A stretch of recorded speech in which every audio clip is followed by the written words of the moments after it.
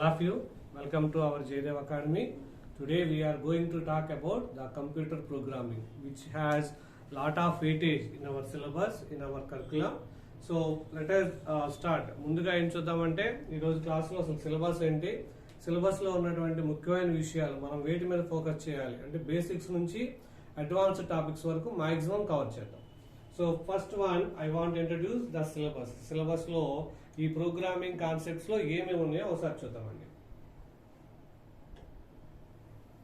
So we are talking regarding the introduction to programming. Introduction to programming లో నేనేం చేశానంటే I have taken the two basic parts. ఈ syllabus ని రెండు విధాలుగా క్లాసిఫై చేసుకున్నాను, part 1 and part 2. So part 1 లో బేసిక్ కాన్సెప్ట్స్ అన్ని ఇంక్లూడ్ చేశానండి. పార్ట్ 2 లో అవర్ ప్రోగ్రామింగ్ కాన్సెప్ట్స్ ని ఇంక్లూడ్ చేయడం జరిగింది. యాక్చువల్ కాంపోనెంట్స్ గా పార్ట్ 2 లో రాయడం జరుగుతుంది. పార్ట్ 1 లో some basic information or fundamentals ని మనం నేర్చుకుంటామండి. So introduction to computers, computers యొక్క భాగాలు ఏంటి, హార్డ్వేర్ ఏంటి, సాఫ్ట్వేర్ ఏంటి, అలానే కంప్యూటర్ యొక్క జనరేషన్స్ ఏంటి, తర్వాత సిస్టమ్ సాఫ్ట్వేర్ అంటే ఏంటి, అప్లికేషన్ సాఫ్ట్వేర్ అంటే ఏంటి, స్టోరేజ్ డివైజెస్ ఏంటి, ఇవన్నీ సో బేసిక్ కాన్సెప్ట్స్ ని మనం నేర్చుకుంటామండి. తర్వాత వీటితో పాటుగా so we want to brush up, we want to learn the program అంటే ఏంటి, ప్రోగ్రామింగ్ లాంగ్వేజ్ ఎన్ని రకాలు ఉన్నాయి, ప్రోగ్రామింగ్ రాసేటువంటి పద్ధతులు, ప్రోగ్రామింగ్ అప్రోచెస్ అంటే అసలు ప్రోగ్రామ్ రాయడానికి ఎన్ని రకాల మెకానిజమ్స్ ఉన్నాయి, ఎన్ని రకాల పద్ధతులనే నేర్చుకుంటాం. అలానే వాటిలో ప్రోగ్రామింగ్ అప్రోచెస్ లో ఉన్నటువంటి ఆబ్జెక్ట్ ఓరియంటెడ్ ప్రోగ్రామింగ్, అలానే procedure oriented programming, event driven programming, ఈ మూడింటికి ఉన్నటువంటి డిఫరెన్సెస్ ఏంటో చూద్దాం. తర్వాత ప్రోగ్రామింగ్ లాంగ్వేజెస్ యొక్క టైప్ అంటే machine level languages, assembly level languages, అలానే high level or human level languages, అలాంటి క్లాసిఫికేషన్ చూద్దాం. తర్వాత ప్రోగ్రామ్ ట్రాన్స్లేటర్స్ అంటే ప్రోగ్రామ్ ని ఒక హ్యూమన్ లెవెల్లో హై లెవెల్లో రాసినటువంటి ప్రోగ్రామ్ ని మిషన్ ఎలా అండర్స్టాండ్ చేసుకోగలుగుతుంది, వాటి కోసం కావాల్సినటువంటి ట్రాన్స్లేటర్స్ ఏమేమి అవసరమో చూద్దాం. తర్వాత ఇంట్రడక్షన్ టు సి లాంగ్వేజ్ యొక్క ఇంట్రడక్షన్, దాని యొక్క హిస్టరీ, దాని యొక్క ఎవల్యూషన్, అలానే సి యొక్క ఎవల్యూషన్ తో పాటు I want to complete some other very important concept in this session. So let us please note down once again, the part 1 focus on the basics of our computer, part 2 focus on the basics and the important concept about our programming terminology. Okay, let us start the part 1. Part 1 చూద్దామండి. So the part 1, so before talking about the fundamentals, it is better to know what is a computer. Many people will give many definitions. చాలా మంది computer నిర్వచనాలు చాలా పద్ధతుల్లో చెప్తా ఉంటారండి.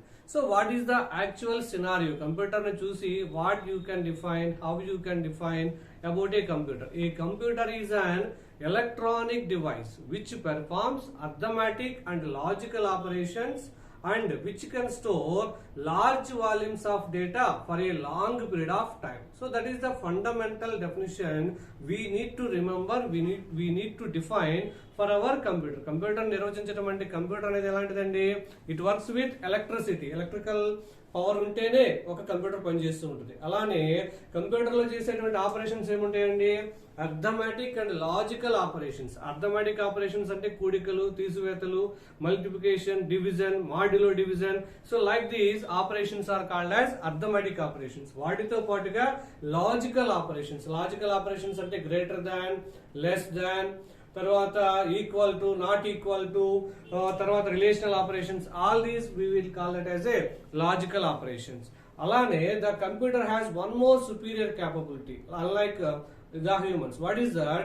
A computer can store large volumes of data for a long period of time. So computer అనేది ఎలా చేస్తుందంటే తనకి ఇచ్చినటువంటి డేటాని, సమాచారాన్ని చాలా కాలం వరకు స్టోర్ చేసి ఉండగలుగుతుంది. That is the basic capability, that is the general capability of a computer. So మనమైతే ఇచ్చిన డేటాని ఎప్పటికప్పుడు మర్చిపోతూ ఉంటాం.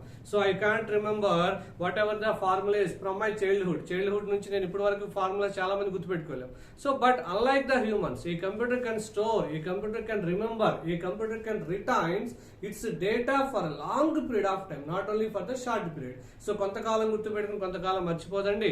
మీరు ఏదైతే డేటాని కంప్యూటర్ లో భద్రపరుస్తారో ఆ డేటా అనేది కంప్యూటర్ ఫెయిల్ అయ్యేంత వరకు, కంప్యూటర్ డ్యామేజ్ అయ్యేంత వరకు సేమ్ అలానే దాని యొక్క డేటాని మెయింటైన్ చేస్తూ ఉంటుంది. సో కంప్యూటర్ ఎలా డిఫైన్ చేయొచ్చు అంటే a computer is an electronic device which performs arithmetic operations and logical operations and that can stores large volumes of data for a long period of time. That is the good and proper definition for our computer.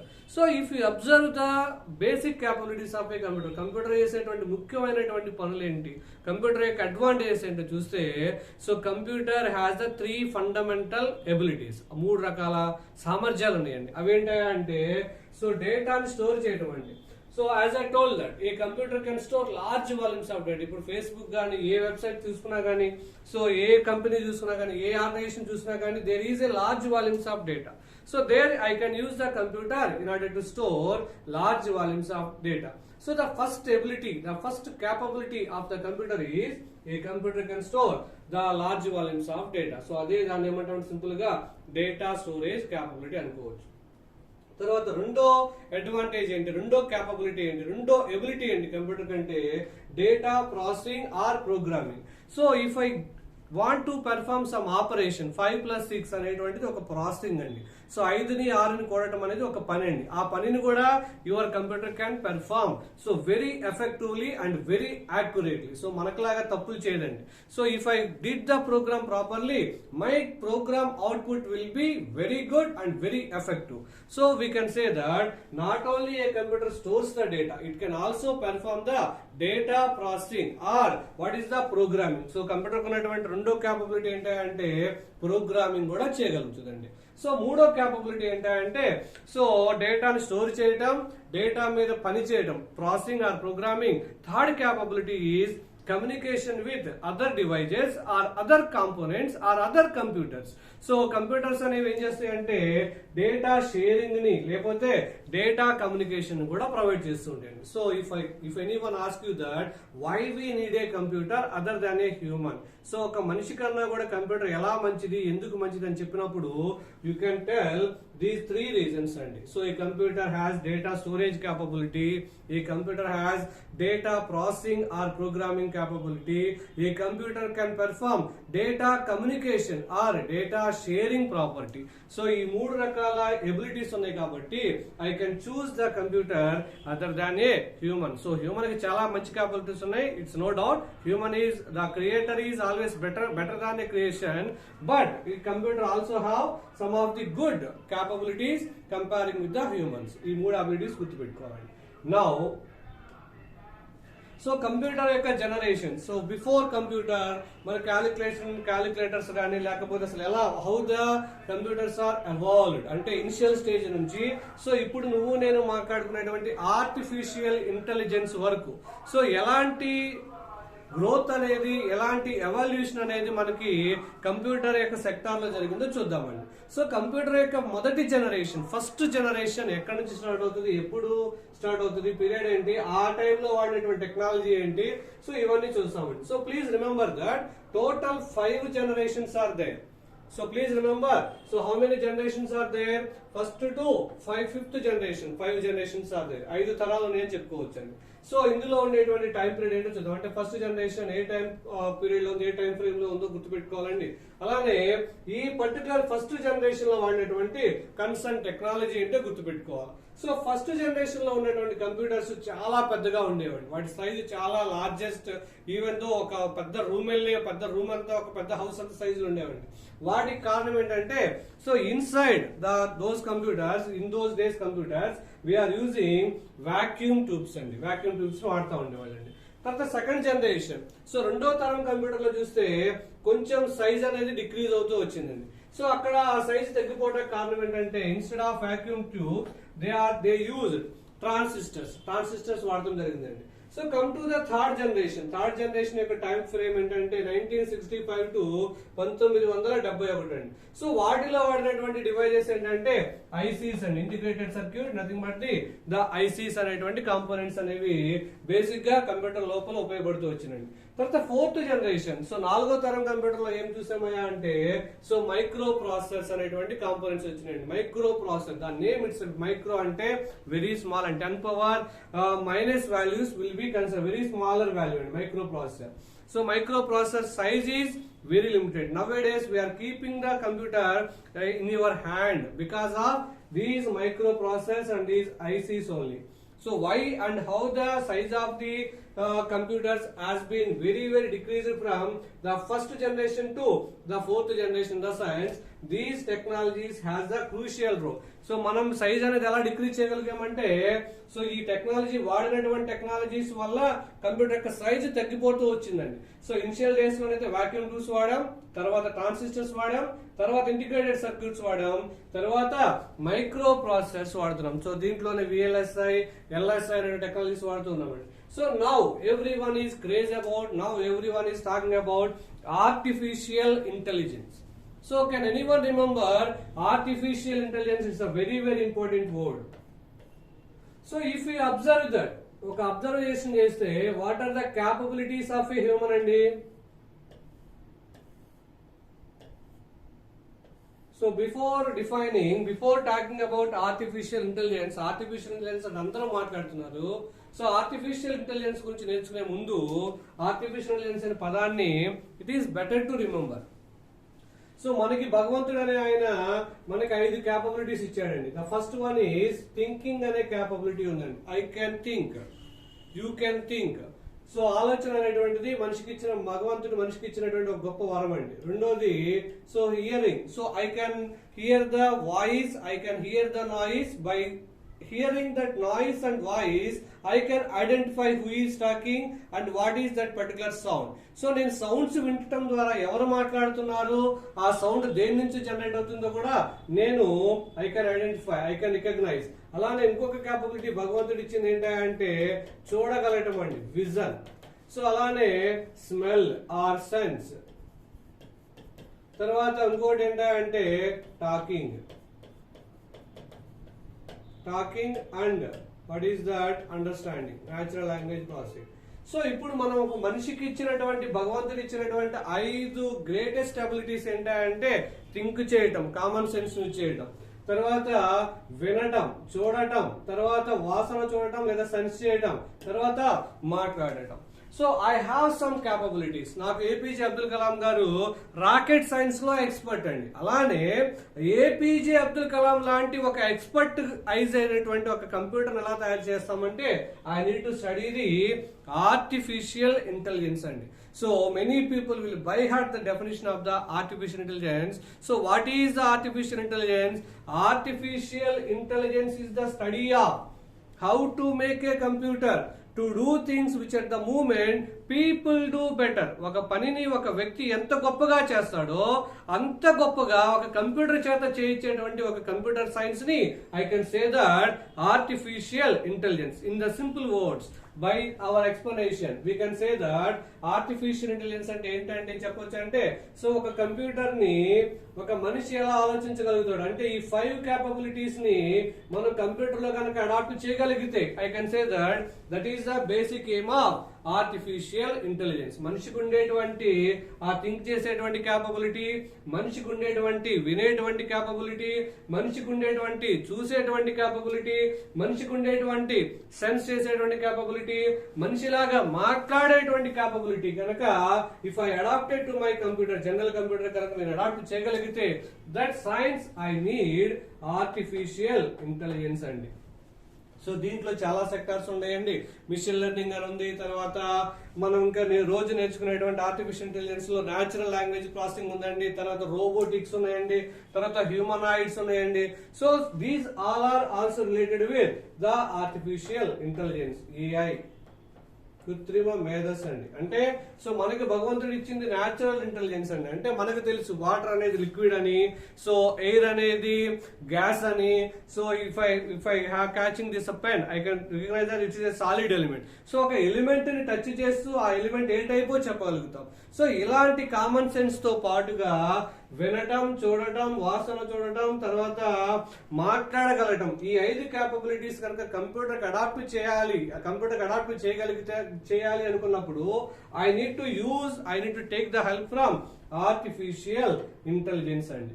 So this is the evolution, this is the growth, this is the development of our computers from the first generation to the fifth generation, nothing but artificial intelligence. అంటే ఒక చిన్న ఒక initial stage నుంచి మనం ఇప్పుడు ఉన్నటువంటి robotics వరకు so computers అనేవి ఎలా డెవలప్ అవుతున్నాయో మనం చూస్తూ ఉంటామండి.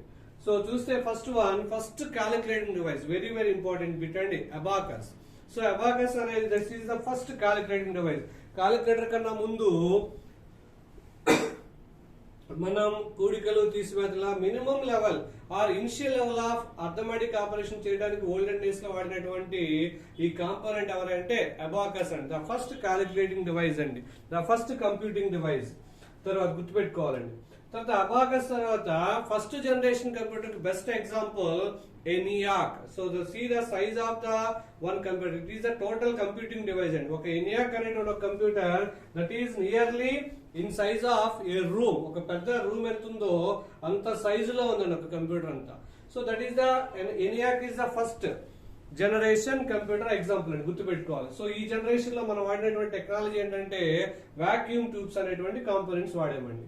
తర్వాత సో సెకండ్ జనరేషన్ లో వాడినటువంటి కంప్యూటర్స్ గుర్తుపెట్టుకోండి. సెకండ్ జనరేషన్ IBM 360 అలానే IBM 1620. సో ఈ రెండు versions of the computers best examples of what ever our the second generation computers. రెండో తరం కంప్యూటర్ ఎగ్జాంపుల్ చెప్పమంటే ఈ రెండు పదాలు గుర్తుపెట్టుకోవాలండి, IBM 360, IBM 1620.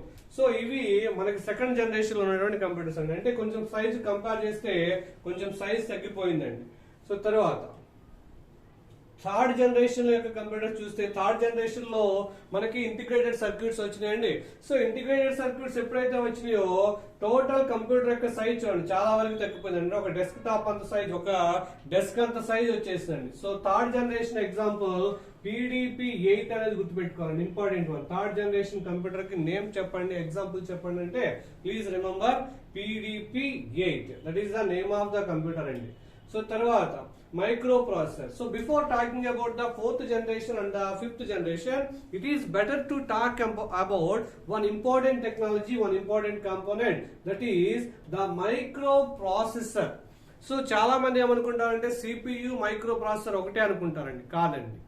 సో CPU లో మైక్రోప్రాసెసర్ అనేది ఒక కోర్ కాంపోనెంట్ అండి. అంటే ఎలా చెప్పొచ్చు అంటే microprocessor is programmable and integrated device అండి. మైక్రోప్రాసెసర్ అంటే కొన్ని గ్రూప్ ఆఫ్ చిప్స్ కలిస్తే ఏర్పడింది ఎవరైనా అంటే ఈ మైక్రోప్రాసెసర్ అండి. సో మైక్రోప్రాసెసర్ వేరు, CPU వేరండి. CPU అంటే సెంట్రల్ ప్రాసెసింగ్ యూనిట్ అండి.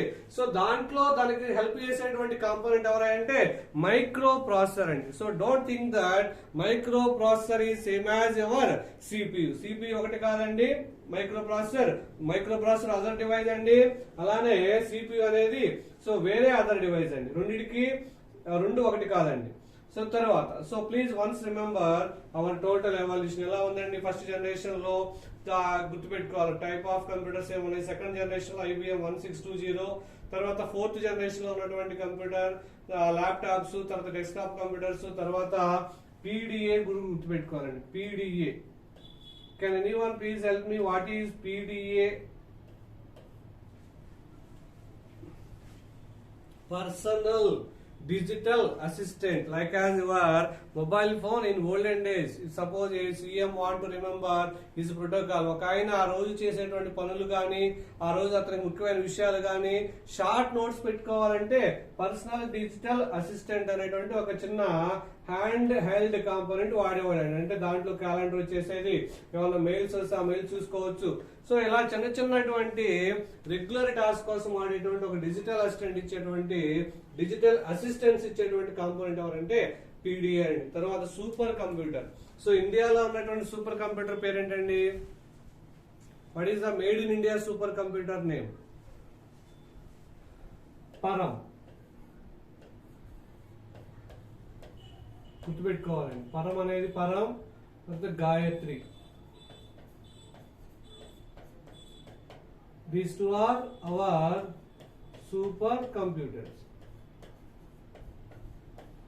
తర్వాత సూపర్ కంప్యూటర్స్ ని ఇండియాలో ఏ కంపెనీ తయారు చేస్తుంది, ఎవరు రెస్పాన్సిబుల్ అంటే గుర్తుపెట్టుకోవాలండి. సో ఇంపార్టెంట్ బిట్ అండి, సీడాక్ అనేటువంటి ఒక గవర్నమెంట్ ఆర్గనైజేషన్ ఉన్నారండి. సీడాక్ అంటే centre for developing advanced computers అండి. సో ఈ సీడాక్ అనే వాళ్ళు ఈ సూపర్ కంప్యూటర్స్ మన ఇండియాలో తయారు చేస్తూ ఉంటారండి. పెద్ద పెద్ద కంప్యూటర్స్ హ్యాండిల్ చేయడం, సో ఇండియాలో SBI తర్వాత ఇండియాకి సంబంధించినటువంటి కంపెనీస్ యొక్క డేటాని ప్రాసెస్ చేయడం. సో కంప్యూటింగ్ లో సో ఇండియాకి సంబంధించినటువంటి ఒక గవర్నమెంట్ ఆర్గనైజేషన్ ఎవరంటే సీడాక్ అండి, centre for developing advanced computers అండి. గుర్తుపెట్టుకోవాలి, ఫస్ట్ జనరేషన్ నుంచి ఆర్టిఫిషియల్ ఇంటెలిజెన్స్ రోబోట్స్ వరకు, హ్యూమనాయిడ్ రోబోట్స్ వరకు సో ఉన్నటువంటి కాంపోనెంట్స్ ఏంటో మనం చూసామండి. తర్వాత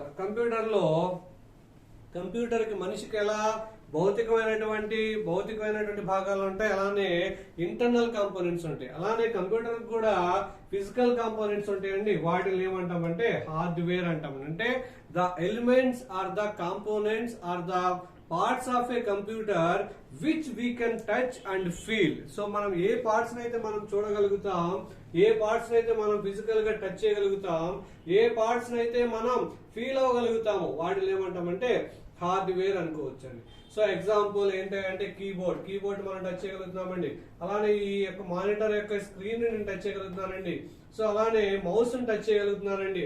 తర్వాత సో ఇంకా ఏం టచ్ చేయొచ్చండి, CPU టచ్ చేయొచ్చండి. సో ఇలా భౌతికంగా నేను ఏదైతే కాంపోనెంట్స్ టచ్ చేయగలుగుతున్నానో వాటిని హార్డ్వేర్ కాంపోనెంట్స్ అనుకోవచ్చండి. తర్వాత హార్డ్వేర్ తో పాటుగా సో అనదర్ కాంపోనెంట్ ఎవరయ్యా అంటే సో హార్డ్వేర్ లో కొన్ని కాంపోనెంట్స్ గుర్తుపెట్టుకోవాలండి. CPU central processing unit, that is like as our brain of the computer.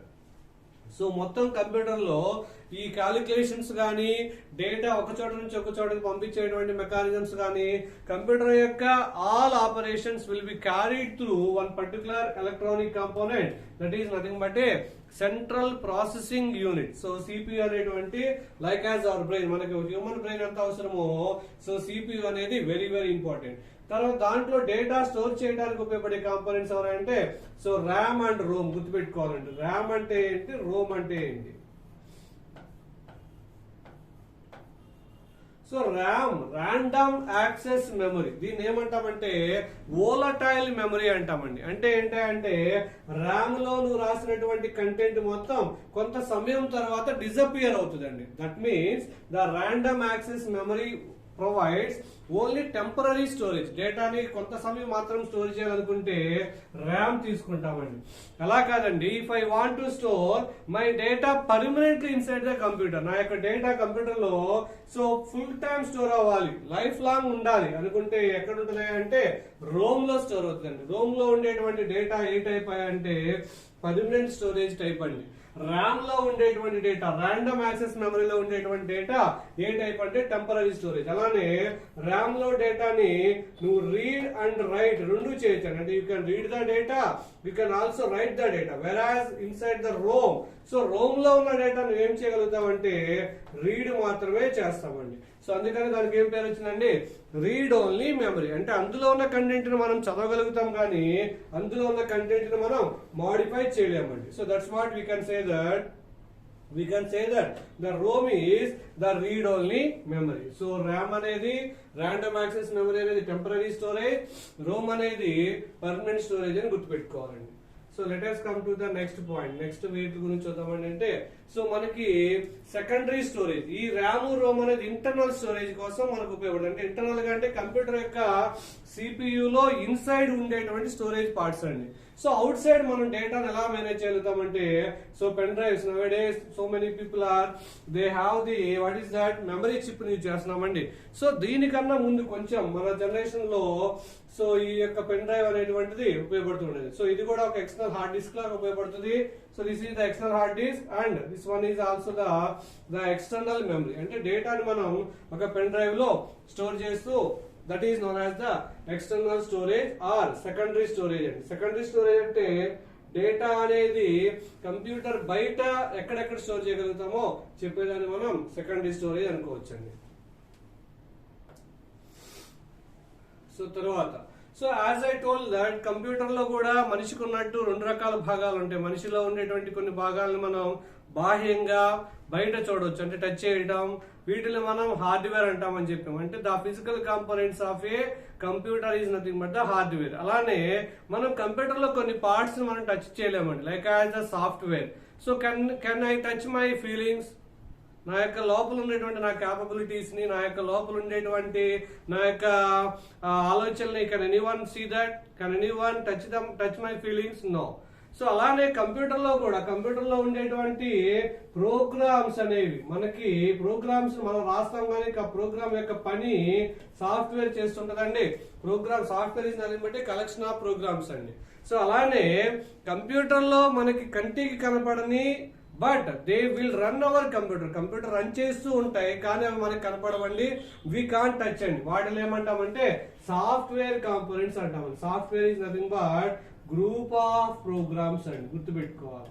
కొన్ని ప్రోగ్రామ్స్ యొక్క సముదాయాన్ని మనం ఏమనుకోవచ్చు అంటే సాఫ్ట్వేర్ అనుకోవచ్చు అండి. తర్వాత మళ్ళా ఈ సాఫ్ట్వేర్ అనేది రెండు భాగాలుగా డివైడ్ చేయొచ్చండి. System software, application software. Software అంటే ప్రోగ్రామ్స్ అనేది గుర్తుపెట్టుకోండి. సాఫ్ట్వేర్ రెండు రకాలుగా ఉంటుందండి, application software, system software. System software అంటే జనరల్ గా ఎలా చెప్పొచ్చు, the software which controls the operations of a computer. Computer యొక్క ఆపరేషన్స్ ని కంట్రోల్ చేయగలిగినటువంటి సాఫ్ట్వేర్స్ ని మనం సిస్టమ్ సాఫ్ట్వేర్ అనుకోవచ్చండి. అంటే కంప్యూటర్ యొక్క బాస్ అన్నమాట ఈ సిస్టమ్ సాఫ్ట్వేర్. ఎవరంటే సో కంప్యూటర్ యొక్క బాస్ లాంటిది. ఎగ్జాంపుల్ ఏంటంటే ఆపరేటింగ్ సిస్టమ్ అండి. సిస్టమ్ సాఫ్ట్వేర్ కి బెస్ట్ ఎగ్జాంపుల్ ఆపరేటింగ్ సిస్టమ్ అండి. మళ్ళా తర్వాత సాఫ్ట్వేర్ లో ఉన్నటువంటి రెండో కాంపోనెంట్ ఎవరయ్యా అంటే అప్లికేషన్ సాఫ్ట్వేర్. రెండో టైప్ ఆఫ్ సాఫ్ట్వేర్ ఏం చెప్పొచ్చు అంటే అప్లికేషన్ సాఫ్ట్వేర్స్ అని చెప్పొచ్చు అండి. So application software is also a software which helps for user operations, అంటే మనకు సహాయం చేస్తూ ఉంటాయండి. For example notepad. So ఇప్పుడు నోట్ ప్యాడ్ అనేది ఎవరి కోసం ఉపయోగపడుతుంది? నోట్ ప్యాడ్ ద్వారా కంప్యూటర్ ఏమైనా కంట్రోల్ చేయబడుతుందా? నో. సో నోట్ ప్యాడ్ అనేది ఒక యూజర్ కి సహాయపడుతూ ఉంటుందండి. అలానే పెయింట్ బ్రష్ అనేది ఎవరికి ఉపయోగపడుతుంది? It can't controls the operations of a computer, it helps the operations or it helps the usage, it will be helpful to work for the user. ఒక యూజర్ కి సహాయపడేటువంటి సాఫ్ట్వేర్ ని మనం అప్లికేషన్ సాఫ్ట్వేర్ అంటామండి. ఒక కంప్యూటర్ ని control చేసే software ని సిస్టమ్ సాఫ్ట్వేర్ అంటామండి. సో ఈ రెండు గుర్తుపెట్టుకోవాలండి, సిస్టమ్ సాఫ్ట్వేర్, అప్లికేషన్ సాఫ్ట్వేర్. అలానే యూటిలిటీ సాఫ్ట్వేర్ అంటే మాక్సిమం అవి చేసేటువంటి ఆపరేషన్స్ ఏంటంటే వన్ పర్పస్, ఒక పర్పస్ కోసం ఉపయోగపడే సాఫ్ట్వేర్స్ ని మనం యూటిలిటీ సాఫ్ట్వేర్స్ అని అనుకోవచ్చు అండి. సో తర్వాత సిస్టమ్ సాఫ్ట్వేర్ అంటే ఎగ్జాంపుల్ చూసాం కదండి. సిస్టమ్ సాఫ్ట్వేర్ కి బెస్ట్ ఎగ్జాంపుల్ ఆపరేటింగ్ సిస్టమ్స్ అండి. అలానే ట్రాన్స్లేటర్స్ కూడా examples of the system software. తర్వాత డ్రైవర్స్ అండి. సో డివైస్ డ్రైవర్స్ అనేవి కూడా examples of the system software. System software కి ఎగ్జాంపుల్స్ ఏంటంటే ఆపరేటింగ్ సిస్టమ్స్ చెప్పొచ్చండి. తర్వాత లాంగ్వేజ్ ట్రాన్స్లేటర్స్ అంటే అసెంబ్లర్, తర్వాత ఇంటర్ప్రిటర్, కంపైలర్, లింకర్, లోడర్, ఇవన్నీ కూడా లాంగ్వేజ్ ట్రాన్స్లేటర్స్, లాంగ్వేజ్ కమ్యూనికేషన్ ఉపయోగపడతాయండి. అలానే డివైస్ డ్రైవర్స్ కూడా యూఎస్పీ కానీ లేకపోతే కీబోర్డ్ కానీ ఇన్స్టాల్ చేసినప్పుడు I require some interfaces, I require some connectors, వాటిని ఏమంటామంటే మనం డివైస్ డ్రైవర్స్ అంటామండి. సో తర్వాత last one. So this now we have seen the fundamental background, the fundamentals about our computer. So please try to recollect what we have learned. ఏం నేర్చుకున్నాం ఒకసారి గుర్తు చేసుకుందామండి. పార్ట్ 1 లో కంప్యూటర్ అంటే ఏంటో చూసాం, కంప్యూటర్ యొక్క జనరేషన్ చూసాం, కంప్యూటర్ లో ఉండేటువంటి రెండు ముఖ్యమైన భాగాలు సాఫ్ట్వేర్ అంటే ఏంటి, హార్డ్వేర్ అంటే ఏంటో చూసాం. తర్వాత సాఫ్ట్వేర్ అనేది మూడు భాగాలకు ఉపయోగపడుతుందని చెప్తున్నాం. సిస్టమ్ సాఫ్ట్వేర్, అప్లికేషన్ సాఫ్ట్వేర్, అలానే యూటిలిటీ సాఫ్ట్వేర్. హార్డ్వేర్ అంటే ఫిజికల్ కాంపోనెంట్స్ అని తెలుసుకున్నాం. తర్వాత సిపియు, మైక్రో ప్రాసెసర్ గురించి కొంచెం చూసాం. తర్వాత సిస్టమ్ సాఫ్ట్వేర్ ఎగ్జాంపుల్ చూసాం. తర్వాత మెమరీలో ఉండేటువంటి ర్యామ్, రోమ్ గురించి చూసామండి. తర్వాత అలానే సెకండరీ స్టోరేజ్, పెన్ డ్రైవ్ ఎలా పనిచేస్తుంది, హార్డ్ డిస్క్ ఎలా పనిచేస్తుంది చూసామండి. So all these we have learn about the part 1.